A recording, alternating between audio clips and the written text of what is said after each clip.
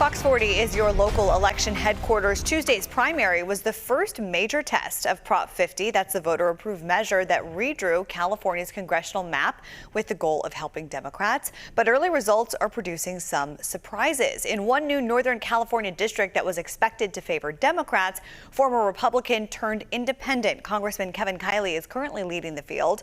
Fox 40's Capitol reporter Eitan Wallace has more. Very encouraged by where things stand now. Congressmember Kevin Kiley, a former Republican turned independent, expressing optimism about early results showing him in the lead in his race for California's newly drawn 6th Congressional District. The Sacramento area district is one of several newly drawn California congressional districts under Prop 50, with the goal of helping Democrats flip at least 5 seats from red to blue statewide. Hopefully the lead will remain as we're counting the late votes. Governor Gavin Newsom has long argued Prop 50 is necessary to fight back against red states, including Texas, advancing their own redistricting backed by President Donald Trump to help pick up Republican seats there. Congressman Kevin Kiley.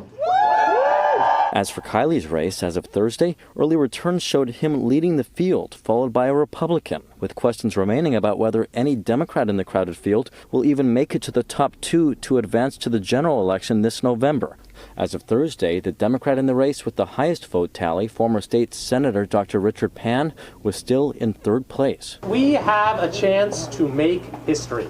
Kiley, who ran for this district after Prop 50 divided his old district into 6 different parts, believes the early results are a sign voters are growing wary of partisan gerrymandering, regardless of which party is doing it. I'm really grateful to the voters of the 6th district for a statement, I think, that reflects the way many people across this country feel, which is that partisan politics has gotten out of control. I think Congressman Kiley should be very pleased. McGeorge School of Law adjunct professor Chris McKaylee says Kiley's strong showing highlights the following political reality. There's no guarantee. Ultimately, the voters have to elect. Politicians assume they can dictate election outcomes for themselves. And they forget that, well, no, people still get to vote. But Prop 50 is seeing more success in other parts of the state, including the Inland Empire and Orange County. The new Prop 50 map there combined territory previously represented by Republican incumbents Young Kim and Ken Calvert, forcing the two of them into a high-stakes race against each other. That one seat will remain a Republican seat,